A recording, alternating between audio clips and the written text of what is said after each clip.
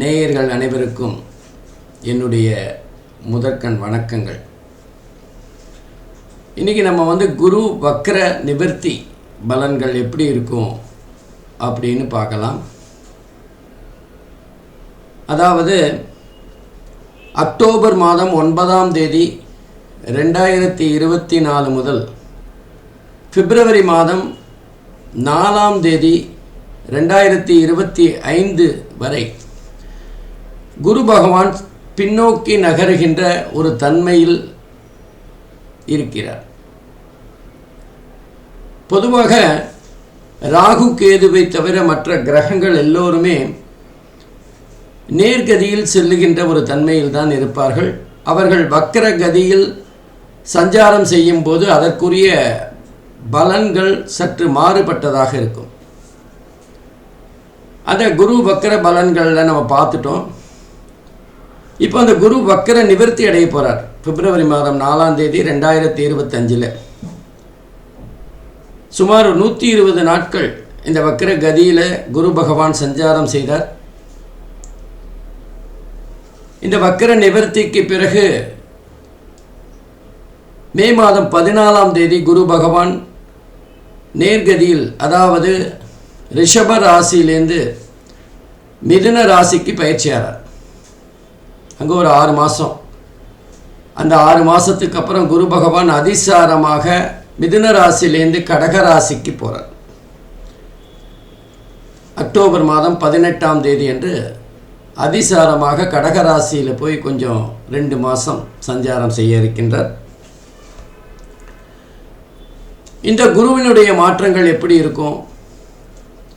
குறிப்பாக இந்த குரு வக்ர நிவர்த்தி 12 ராசிக்கும் எப்படிப்பட்ட பலாபலன்களை பெறும் அப்படிங்கிறத பார்க்கலாம். நான் உங்கள் கல்வடங்கம் டாக்டர் சத்யநாராயண சர்மா பேசுகிறேன். ஒவ்வொரு ராசிக்கும் தனித்தனியாக நம்ம பார்க்கலாம். இந்த குரு வக்ர நிவர்த்தி பலன்கள் 12 ராசிக்கும் எந்தெந்த மாதிரியான பலன்களை தரப்போகிறது அப்படின்னு பார்க்கலாம். அன்பிற்கினிய மீனராசி அன்பர்களே, இன்றைக்கி நம்ம குரு வக்ர நிவர்த்தி 2025 எப்படிப்பட்ட பலன்களை மீனராசி அன்பர்களுக்கு தரப்போகிறது அப்படின்னு பார்க்கலாம். கடந்த வருடம் 2024 அக்டோபர் 9ஆம் தேதி குரு பகவான் நேர்கதியிலேருந்து வக்ர கதியில் சஞ்சாரம் செய்ய தொடங்கினார்.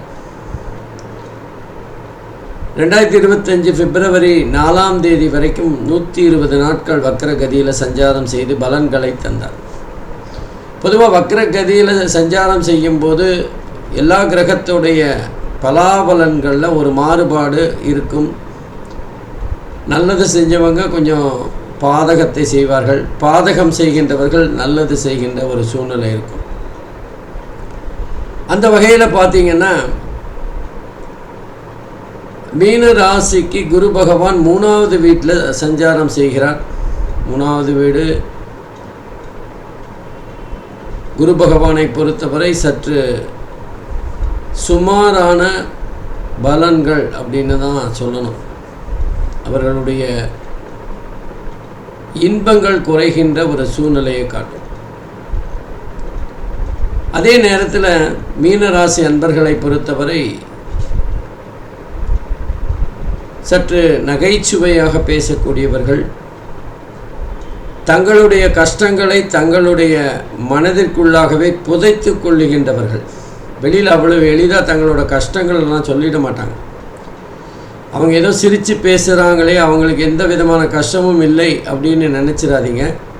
கழுத்து வரைக்கும் பிரச்சனைகள் இருந்தாலும் வெளியில் காட்டிக்கொள்ளாமல் இருப்பவர்கள் தான் மீன ராசிக்காரர்கள். தன்னுடைய பிரச்சனை என்பது தன்னோடவே போகணும் அப்படின்னு நினைக்கக்கூடியவர்கள். அதனால் அவங்களோட முகபாவத்தை வச்சு அவங்களோட நிலைமையை யாருமே கணிக்க முடியாது. அதே நேரத்தில் அவங்கள பொறுத்தவரை சுமார் 40-50 வயதுக்கு மேலே தான் அவங்களுடைய வாழ்க்கையின் சிறப்பம்சமே இருக்கும். அது வரைக்கும் ஒரே ஸ்ட்ரகிள் தான், கஷ்டம்தான், போராட்டம்தான். எதை எடுத்தாலுமே போராட்டம், எதை எடுத்தாலுமே கஷ்டம்.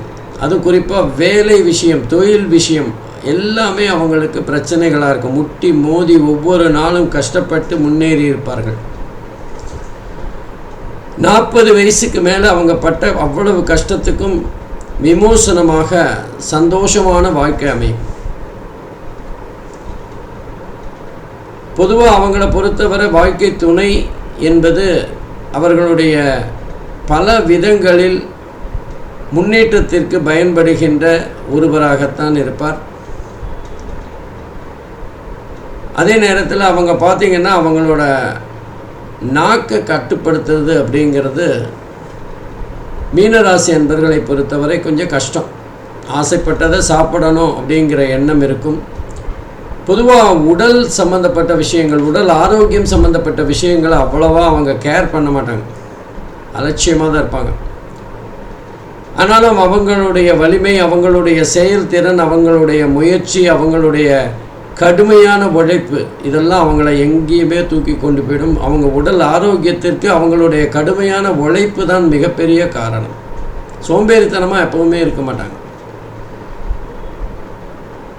ரெண்டாவது, அவங்களுடைய வேலை சம்பந்தமான விஷயங்கள் சதா சர்வ காலமும் சிந்தனை இருந்து கொண்டே இருக்கும். இந்த மாதிரி இருக்கின்ற மீனராசி அன்பர்களுடைய அந்த குரு வக்ர நிவர்த்தி பலன் எப்படி இருக்கும் அப்படின்னு பார்த்தா, 3வது வீட்டில் குரு பகவான் சஞ்சாரம் செய்து கொண்டிருந்தார். 120 நாட்கள் வக்ர கதியில் இருக்கும்போது ஓரளவுக்கு நன்மைகளை அள்ளி தந்திருப்பார். பல விஷயங்கள் அவங்களுக்கு இந்த காலகட்டத்தில் நன்மைகளாக முடிஞ்சிருக்கும். பூர்வீக சொத்து ஏதாவது விற்கணும் அப்படின்னு பல வருஷமாக முயற்சி சென்று கொண்டிருக்கிறவர்களுக்கு இந்த காலகட்டத்தில் விற்கக்கூடிய தன்மை இருக்கும். அதுவே தானாக விற்பனை ஆகிடும். பூர்வீக சொத்து கைமாறுகின்ற தன்மையும் இருக்கும். பூர்வீக சொத்து சம்பந்தப்பட்ட ஏதாவது ஒரு வழக்கு கோர்ட்டில் இருந்ததுன்னா அது சரி செய்யும். இவர்களுடைய விடாமுயற்சி, ஏற்கனவே அவங்க கடுமையான உழைப்பாளி, விடாமுயற்சி காரணமாக பல விஷயங்களை அந்த வக்கரகதி காலத்தில் சஞ்சாரம் செய்யும்போது, வக்கரகதி காலத்தில் சஞ்சாரம் செய்யும்போது சமாளித்திருப்பார்கள். அதே நேரத்தில் 3வது வீடு அப்படிங்கிறது முயற்சி ஸ்தானம் மாத்திரம் இல்லை, கம்யூனிகேஷன் பற்றியும் சொல்லக்கூடியது. இன்னும் சொல்லப்போனால் வெளிநாடு சம்மந்தப்பட்ட விஷயங்களையும் சொல்லக்கூடாது. வெளிநாட்டில் பாஸ்போர்ட்டுக்காக, க்ரீன் கார்டுக்காக காத்திருப்பவர்களுக்கு சந்தோஷமான செய்தி கூடிய விரைவில் வரப்போகுது. அதே மாதிரி அவங்களுடைய எண்ண ஓட்டங்களுக்கு ஏற்றவாறு சாதக பாதகங்கள் கலப்படமாக கிடைக்கின்ற காலகட்டமாக தான் இருக்கும். மே மாதம் வரைக்கும் கொஞ்சம் அவங்க தங்களை ஒரு விதமான தயாரிப்பில் தான் இருக்கணும். ஏன்னா 4வது வீட்டுக்கு குரு பகவான் போகும்போது ஓரளவிற்கு இதைவிட பெட்டராக சந்தோஷமான செய்திகளை தரக்கூடிய காலகட்டமாக இருக்கும். ஆகவே இந்த நேரத்தில் குரு பகவானுடைய பலாபலன்கள் சற்று சுமாராக இருக்கின்ற ஒரு காரணத்தை தான் பார்க்கலாம். இளைய சகோதரர்கள் சார்ந்த சில நன்மைகள் வரக்கூடிய வாய்ப்புகள் இருக்குது. அல்லது இளைய சகோதரர்களுக்கு ஏதாவது ஒரு வகையில் உதவி செய்கின்ற சூழ்நிலையும் ஏற்படலாம். 3வது வீடு அப்படிங்கிறது தைராய்டு சம்பந்தப்பட்ட விஷயங்கள், தோல், கழுத்து, காது, கைகள், தோள்பட்டை போன்ற விஷயங்களில் ஏதாவது சின்ன பிரச்சனைகள் வரலாம், சின்ன வலி வரலாம். அதே மாதிரி கம்யூனிகேஷன் சார்ந்த பல விஷயங்களில் கொஞ்சம் கேர்ஃபுல்லாக இருக்கணும். நம்மளுடைய பேச்சு, நம்மளுடைய மற்றவர்களுக்கு கம்யூனிகேட் பண்ணுற விதம் என்பது சற்று பிரச்சனையை தரக்கூடிய அவையில் இருக்கும். எதையுமே திட்டமிட்டு செயல்படுறது இந்த காலகட்டத்தில் ரொம்ப சிறப்பாக இருக்கும். திட்டமிடாமல் நம்ம ஏனோ தானோன்னு ஏதாவது செய்ய போக அது பிரச்சனைகளாக மாறுகின்ற ஒரு சூழ்நிலை இருக்கும். அதே மாதிரி வெளிநாடு சம்பந்தப்பட்ட விஷயங்கள் கொஞ்சம் பாசிட்டிவாக நன்மைகளை தருகின்ற அமைப்பில் இருக்கும். 3வது வீடுங்கிறது மக்கள் தொடர்பு பற்றி பேசுகின்ற இடம். அதனால் அரசியல்வாதிகளுக்கு ரொம்ப சிறப்பான காலகட்டமாக இது அமையும். அவர்களுடைய சில நேரங்களில் அவங்க இருந்ததே தெரியாதது இப்போ வெளி உலகுக்கு தெரிகின்ற வகையில் அவர்களுடைய ஏதோ ஒரு வகையில் பிரபலமடைகின்ற காலமாக இருக்கும். போட்டி தேர்வு போன்ற முயற்சிகள் இந்த காலகட்டத்தில் தீவிரமான முயற்சிக்கு பிறகு வெற்றியாக மாறும். அதே நேரத்தில் ஜாதகருடைய வீரியம் என்பது சற்று குறைவாக இருக்கின்ற காலகட்டமாக இருக்கும். 3வது வீடு என்பது வீரியம் சார்ந்த விஷயங்கள். ஆகவே புத்திர பாக்கியம் இல்லாதவர்களுக்கு மே மாதம் குரு பயிற்சி ஆன பிறகு மீனராசி அன்பர்களுக்கு புத்திர பாக்கியம் அமைகின்ற வாய்ப்பு இருக்கும். திருமணம் போன்ற சுப காரியங்களுக்கு தீவிரமான முயற்சிகளுக்கு பிறகே வெற்றி பெறக்கூடிய தன்மை இருக்கும். பொதுவாக இந்த 3வது வீட்டில் குரு பகவான் சஞ்சாரம் செய்கின்ற போது குருவுடைய பார்வையானது 7, 9, 10 ஆகிய இடங்களில் வீழ்கிறது. ஆகவே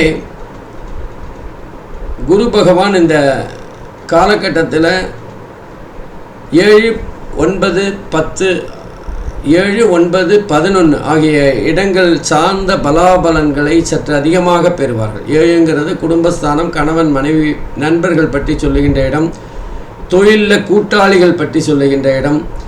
ஆகவே இதெல்லாம் சிறப்பாக இருக்கிறத விட கொஞ்சம் இதிலெல்லாம் பிரச்சனைகள் வருகின்ற வாய்ப்பு இருக்கும். அந்த குரு பார்க்கறதுனால அந்த பிரச்சனைகள் எல்லாம் இந்த காலகட்டத்தில் சரி செய்யப்படும். குரு பார்க்க அனைத்து தோஷங்களும் விலகும்னு சொல்லப்பட்டிருக்கு. அப்போ 9வது இடம் பாக்கியஸ்தானம், தந்தையார் பற்றி சொல்லுகின்ற இடம். ஆகவே அது சார்ந்த விஷயங்களும் இந்த காலகட்டத்தில் சிறப்படையும். 11வது இடம் லாபஸ்தானம். ஏற்கனவே நம்ம பார்த்த மாதிரி 2வது திருமணத்திற்காக காத்து கொண்டிருக்கின்றவர்களுக்கு 2வது திருமணம் கைகூடி வரும். அதே மாதிரி சில பேருக்கு 3வது குழந்தை பிறப்பதற்கான வாய்ப்புகளும் இருக்குது. இந்த காலகட்டத்தில் சுப செலவுகள் சற்று அதிகமாக கூடிய காலகட்டமாகவும் இருக்கும். ஆகவே மீன ராசியை பொறுத்தவரை இந்த காலம் என்பது சற்று கலப்படமான பலன்களை பெறுகின்ற, அதே நேரத்தில் மன உளைச்சலிலிருந்து வெளிப்படுகின்ற ஒரு தன்மையையும் காட்டுகிறது. நன்றி, வணக்கம்.